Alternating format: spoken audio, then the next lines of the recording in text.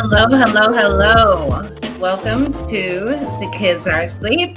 I'm your host, Jamilah Lemieux. It is Thursday night. We have somehow kicked, clawed, screamed our way till the end of another week. I don't know about you guys, but I have still not fully recovered from the election cycle and I think the just fatigue that came with the worry and the stress um, I don't know. That was quite an emotional journey. It was an emotional journey that we've been on for, since 2014, 2015, honestly. But uh, yeah, it kicks my butt in ways I didn't quite expect. My daughter's been in good spirits. I think she's still kind of walking on that high that may be a little bit easier for a 7-year-old Black girl to experience in this moment than a 36-year-old Black woman who is relieved but still dealing with all the complications that comes with what comes next, of course.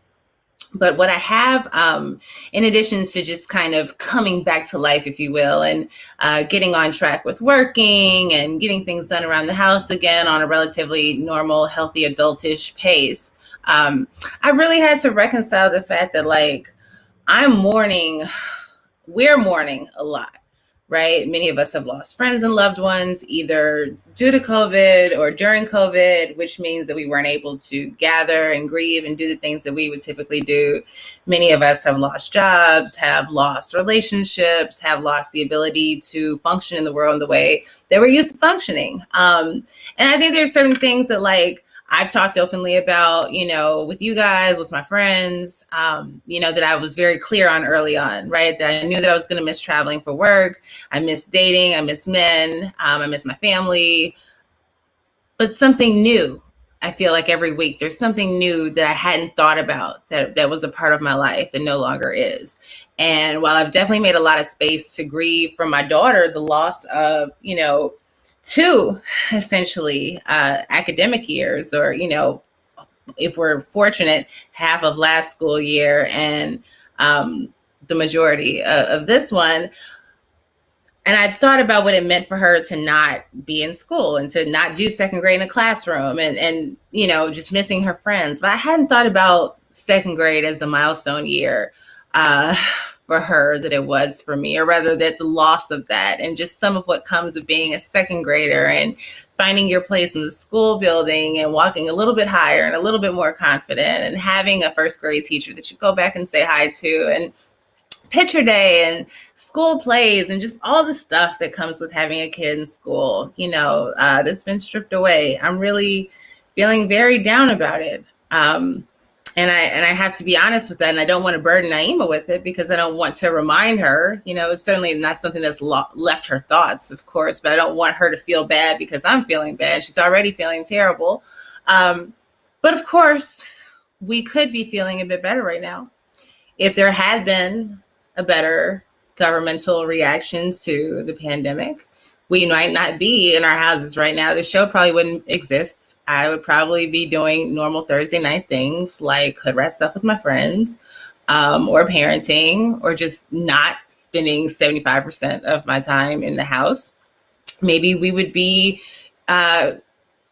closer to a vaccine is an arguable one, but I don't think that we would be dealing with the level of suffering and death that has happened as a result of this pandemic that we are dealing with because of how the government has responded.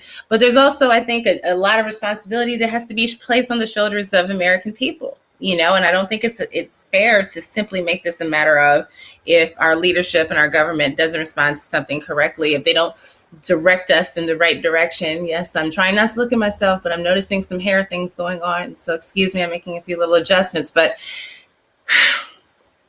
I don't think that there has to be some expectation on how adults carry themselves responsibly as members of society, even when the government fails us.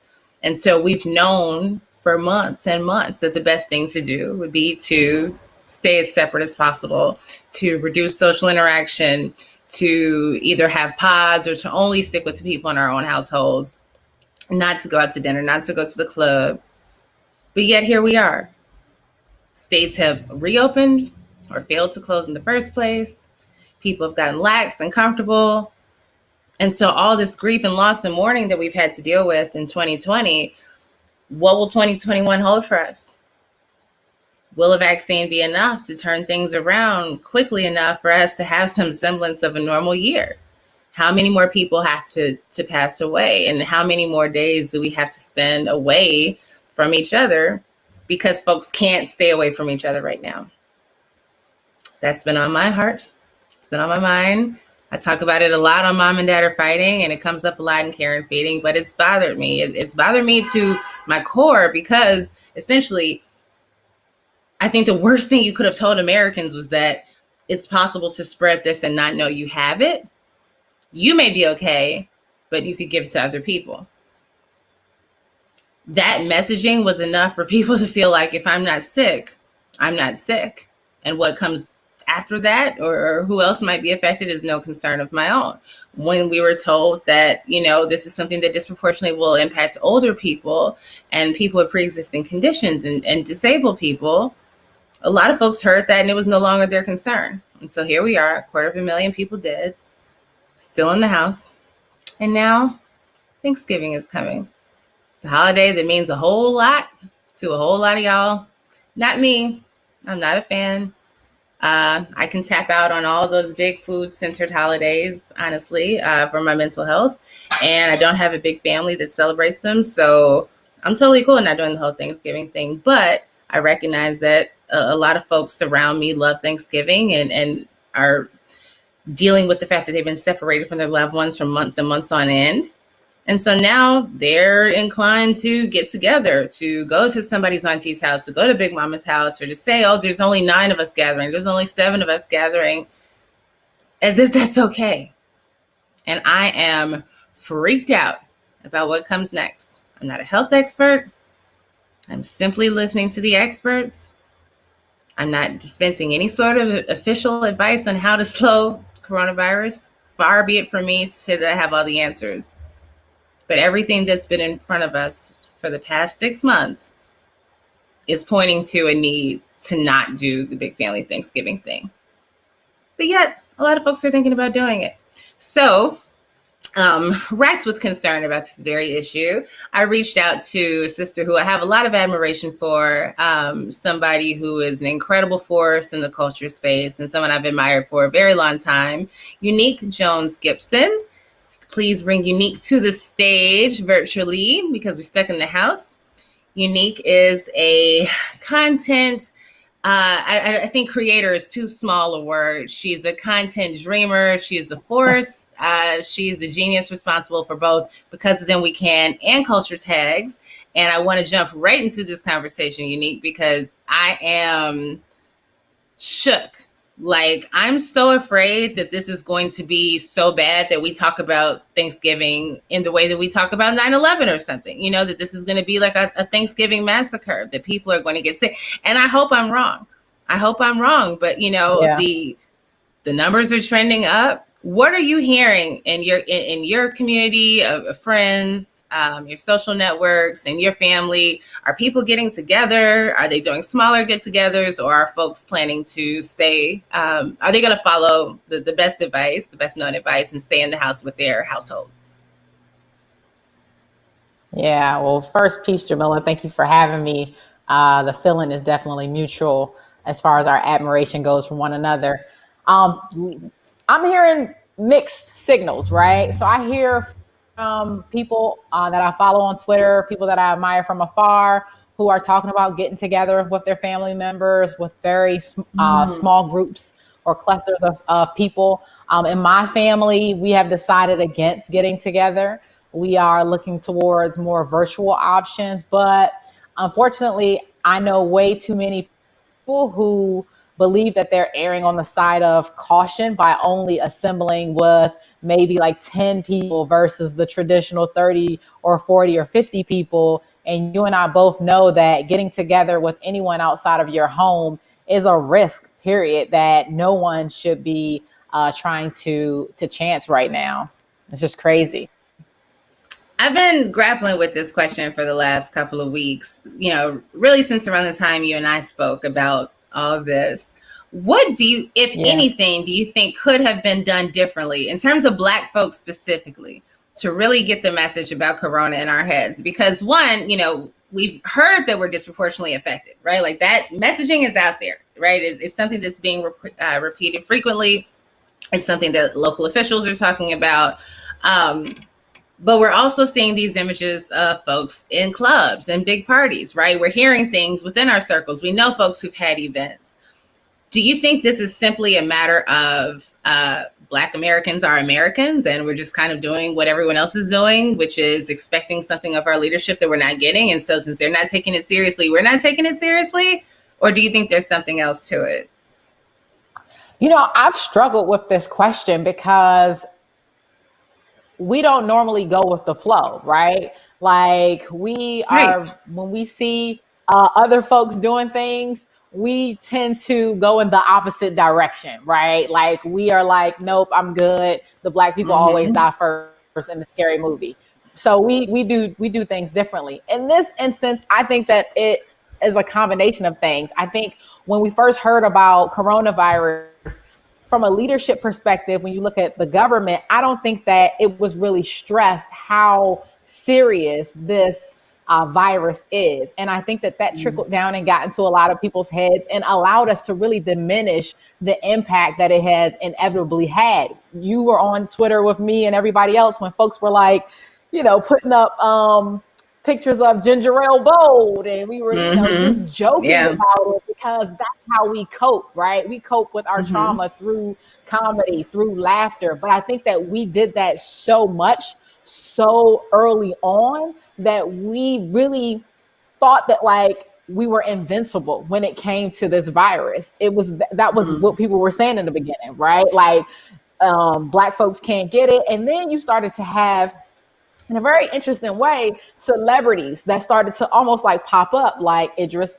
and other folks saying that they had it, right? It almost seemed like a campaign to get people in our community to take it a little bit more serious. But I think that we started off downplaying it, laughing like we normally do when we are afraid or fearful. We started joking. And I really think that in doing that, we let our guard down. And because we lacked the leadership and the adult in the room from a national perspective, it was far too easy to sow doubt and really understand the full magnitude of this virus. And so now we're in a space where we're dealing with that. And then you're also dealing with a selfish, selfish folks. You're dealing with messages that we've been taught for years, like you got one life to live. You know what I mean? Go hard or go home. All of those messages are now starting to bubble up and people are starting to apply them when it comes to like their joy, right? Their ability to live, not, letting anything impact them. I know people, and I won't name any names, but I know people who were like, God's got us. And that's real, right? Like God's got us. But like to the point where they weren't exercising any caution because they just felt like their faith would protect them from the virus. And so they could go out and mingle with people and be okay. And we see that with pastors dying. I was saying right? pastors, like literally. Pastors, Trump's advisor recently, the bishop died. I'm like, I think at the end of the day, it's the leadership was off. And I think that we've done what we always do, and we started to cope with comedy. And I think that those two together just made a very bad concoction that just downplayed it, and it's been very hard to reverse.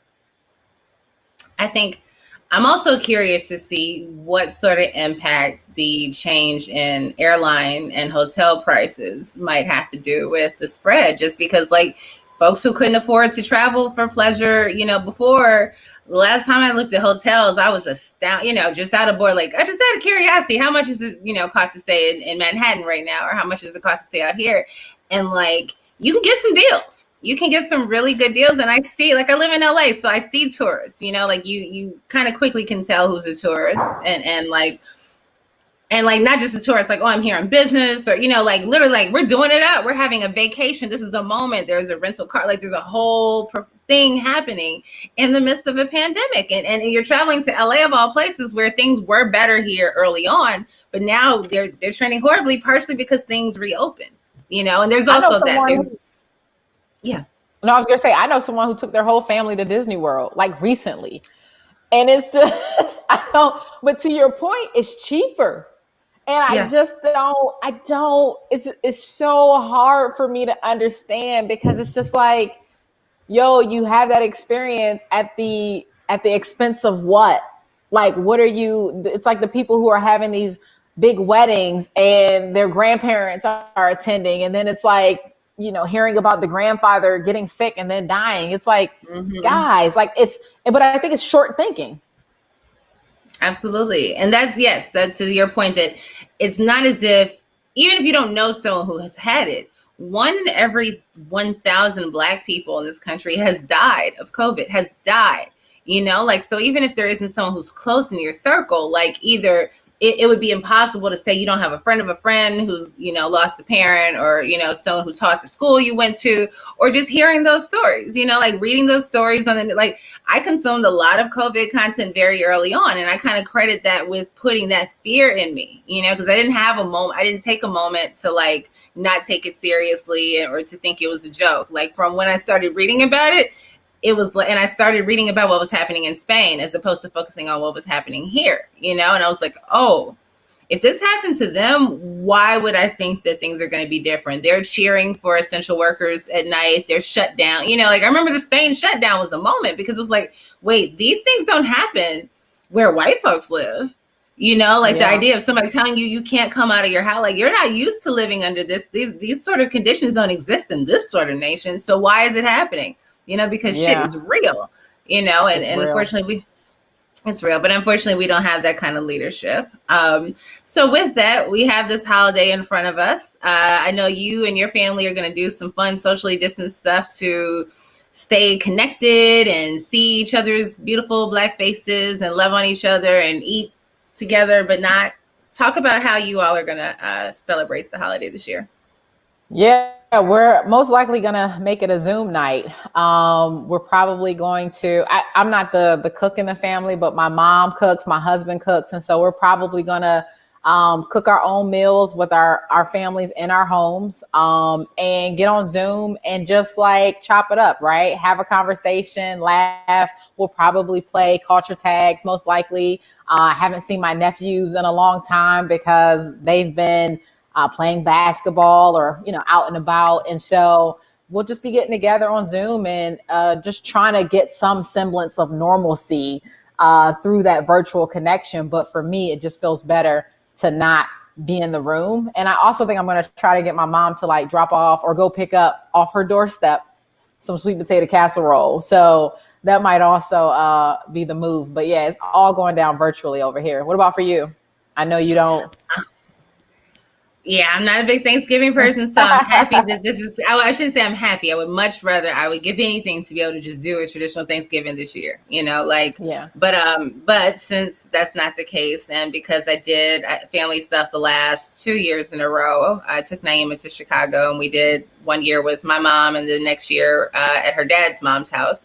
So sending the little one to her dad, and I am just going to be by myself. We're still getting settled in the new apartment. I'm probably going to do some unpacking and cleaning and meditating and just try to use it as a restful time and try not to get angry. Like I'm going to have to kick myself off of social media, which sucks because part of the good thing about holiday breaks, is like you can get a time to like, it's one thing to have to use it for work or to be paying attention to heavy stuff. But on like Thanksgiving, you're just like watching people be with their families and see what kind of plates folks are posting. And I'm like, I actually am terrified. I do not want to see people be with their families. I don't want to see a plate that I know they weren't capable of cooking themselves, that they didn't get from a doorstep, that they got from somebody's, hot comb burned arm.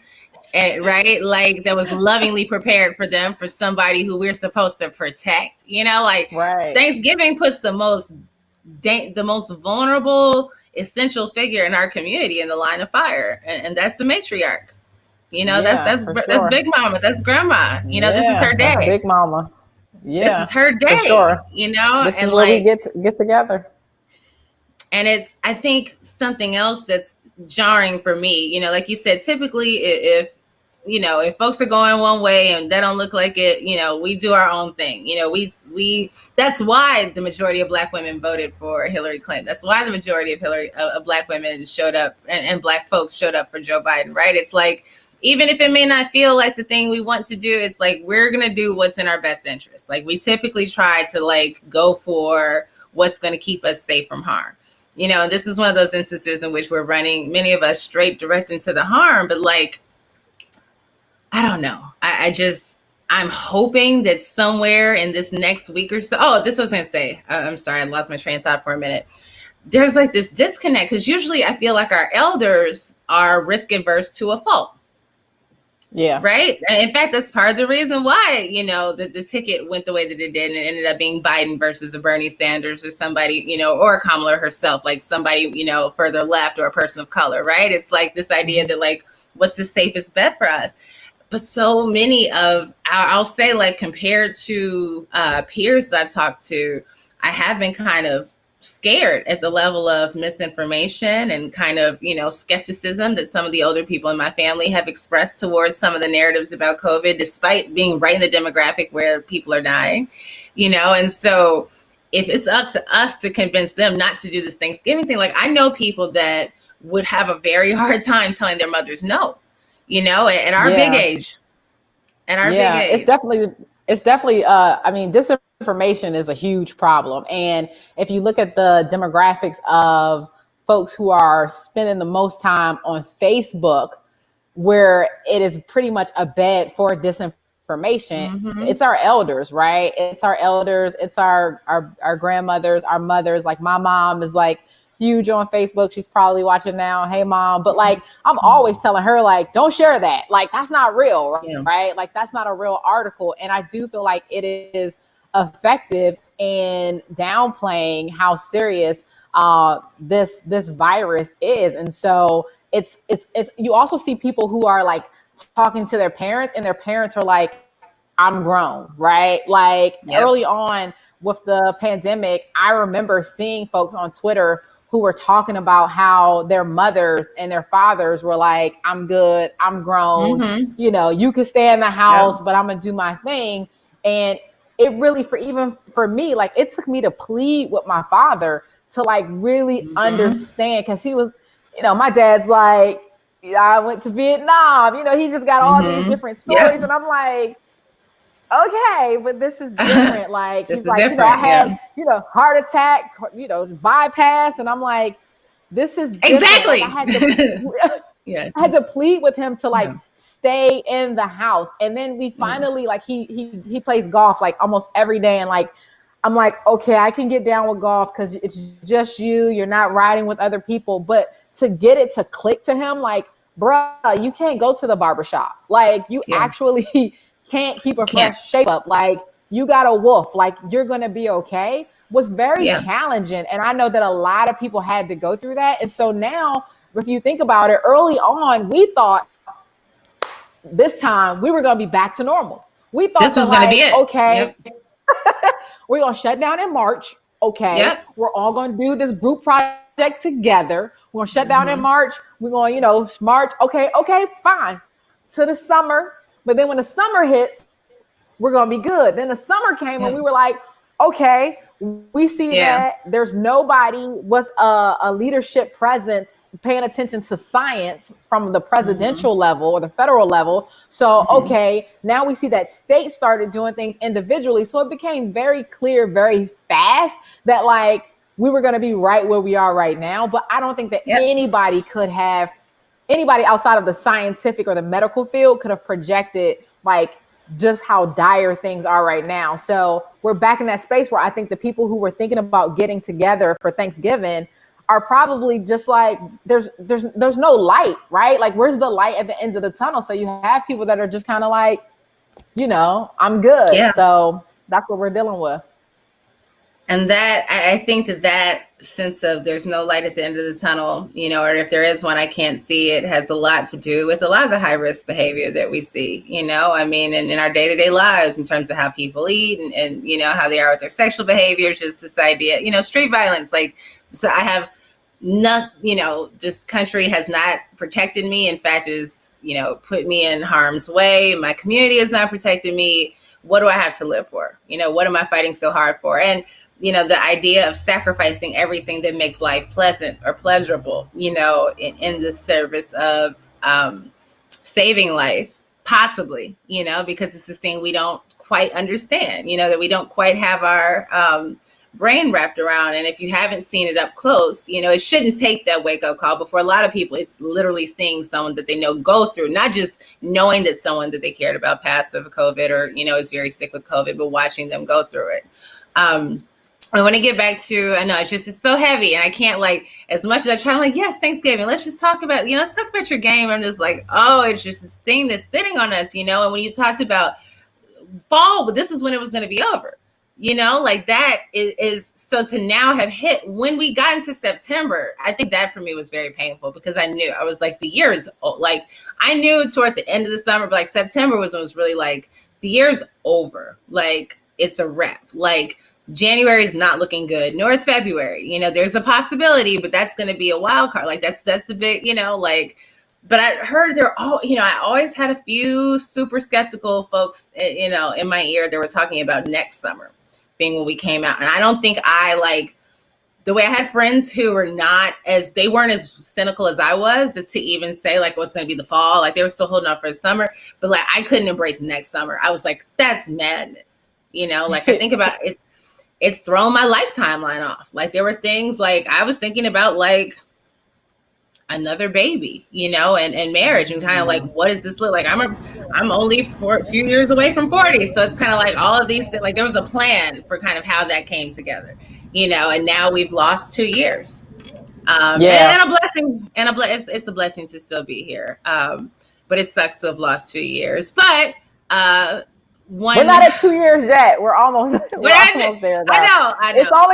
It hasn't even been a year, but it feels forever. You're we're lost to you. But I think when we look at it, I was one of those people who, when people were talking about the summer, once we got to June, the summertime, I was like, yes, it's a wrap for me. People were inviting me to speaking engagements for the fall, and looking at me like I was crazy when I was like, hey, I wish you well for your speaking engagement. It's probably, you might want to think about a virtual move, but I'm not taking any engagements until fall 2021, not even considering them. And now I'm of the mindset where I'm like, yeah, it's going to be Q1 2022 for me, because I'm just I just can't see how folks are, recalibrating to get on the same page. But yeah, it does feel like 2 years. But come on, Jamilah, we only 9 months in, almost 9 months in.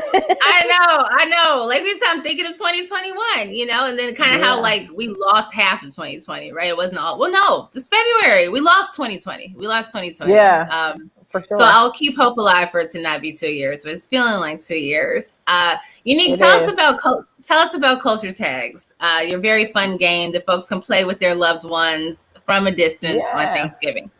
Yeah, so Culture Tags is a game. If you've ever decoded an acronym, then you have played Culture Tags. It's basically culturally relevant acronyms. It works in the same way that Taboo works, where someone shows you a card and your job is to figure out what the letters on the card stands for.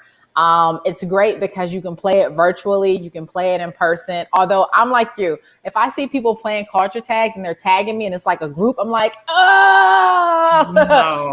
guys, not like this. Not I'm glad you're supporting me, but I hope y'all all live together. But yeah, it's definitely something that you can play virtually. You can play it socially distancing, because all you have to do is hold the card up so that everyone can see it. But it's a whole vibe, and it just capitalizes on this new language that we found to communicate. When you go online and you see the longest hashtag or acronym ever, and immediately you know what it means, it's because you need culture tags in your life. That's all it is. It's 350 cards, 7 categories, and it's a whole vibe of fun. And where can folks get this super fun game? Yeah, so people can get the game at culturetags.com, and they can also get it at target.com. And then the Sunday after Thanksgiving, they can walk into Target, nationwide to get it on shelves. So yeah, it's going to be in stores at Target in 10 days. Congratulations. I didn't know about the in-store.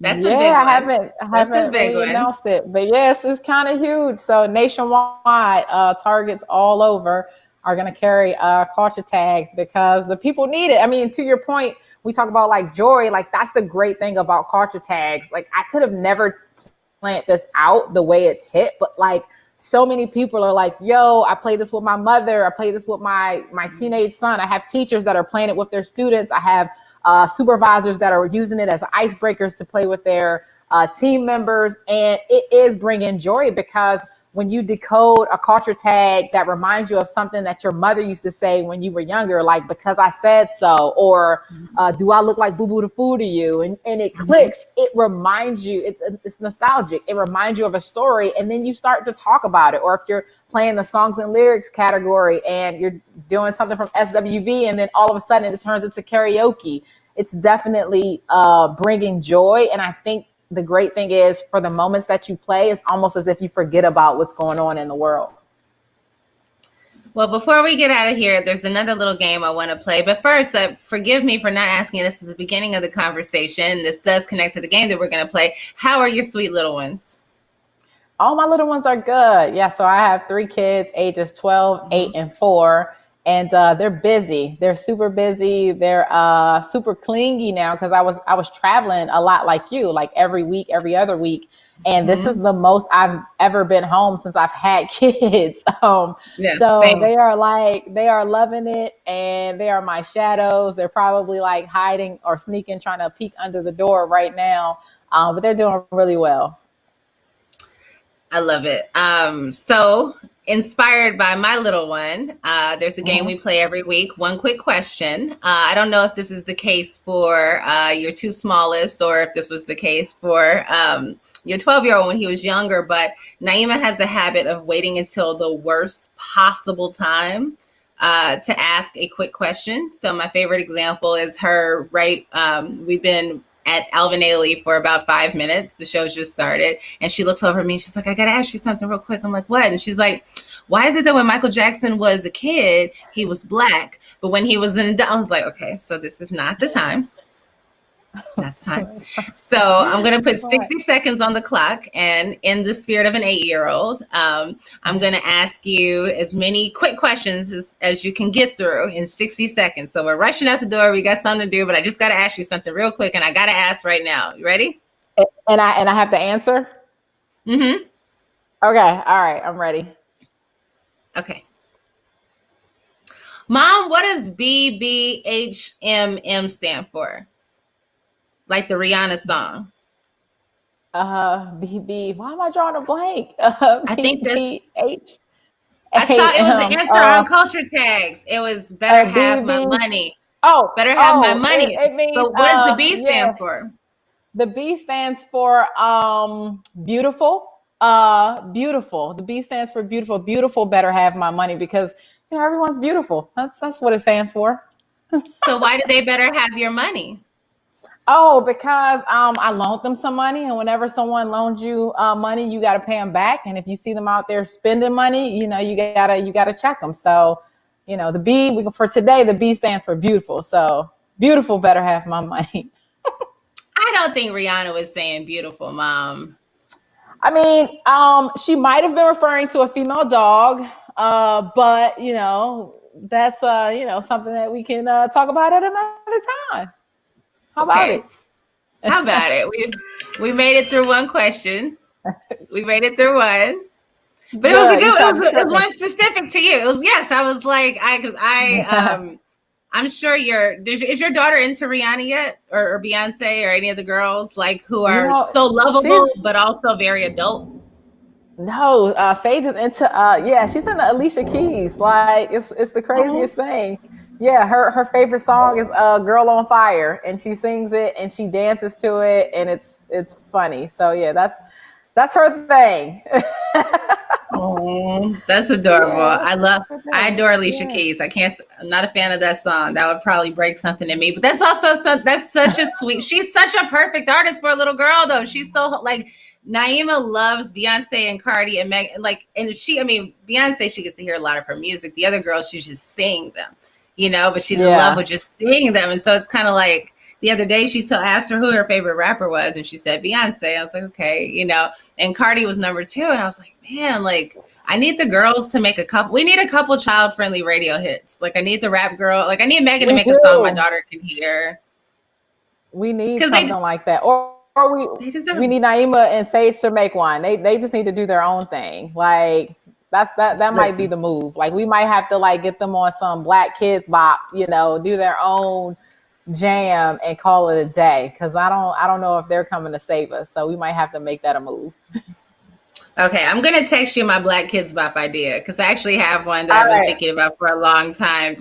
But to be fair, money's being left on the table. I know Kids Bop songs are often urban, if you will, but the tone of voice in which they're sung, the production is so if you're somebody who actually listens to hip hop and R&B, it's going to drive you crazy. So the fact that they haven't made one that actually doesn't make parents want to pull their hair out yet is kind of a missed opportunity. But I have a thought for you about that.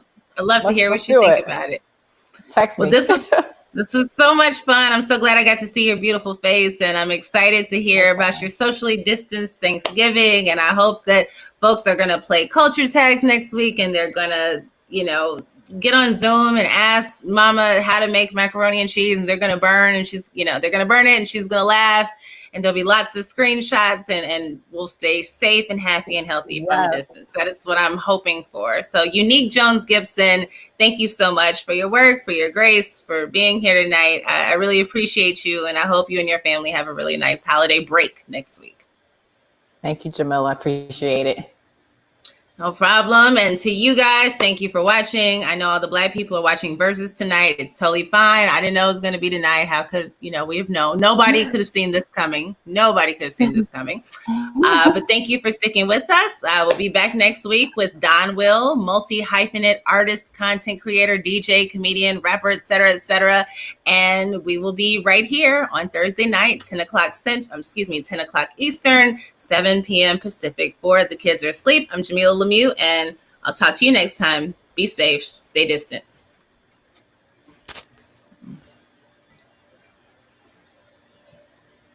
All right, we done, girl. You can cut it off.